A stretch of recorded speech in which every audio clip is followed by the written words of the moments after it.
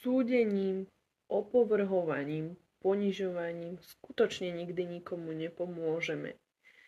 Jediná cesta k tomu, aby sme si pomáhali navzájom sa uzdravovať, je cez pozdvihovanie, cez podporu, cez ocenenie a aj cez prijatie vlastných tieňov.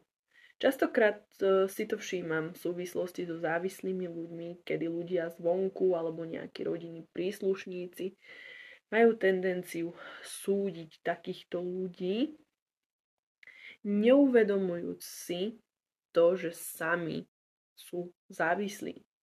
My všetci sa rodíme závislí a už len tento krok, toto uvedomenie toho vlastného tieňa vie úplne zmeniť pohľad na danú vec, pretože to vychádza úplne z iného základu.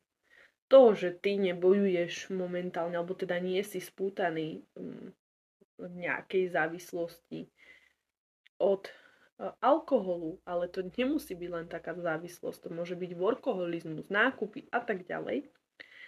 Už len to uvedomenie, že sám ty máš v sebe túto závislosť, že si bdelý, že si uvedomuješ, že aj ty potrebuješ so sebou pracovať, aby si nevyhľadával únikové cesty od seba, ti dáva úplne novú perspektívu, ako sa môžeš na ľudí okolo teba pozerať, a to úplne všeobecne.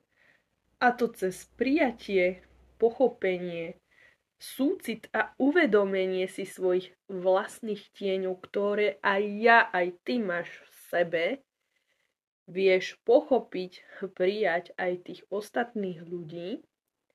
A keď ste na seba s tým daným človekom naladení, tak viete si vzájomne aj pomôcť k nejakému napredovaniu a k pozdvihovaniu, rastu a uzdravovaniu.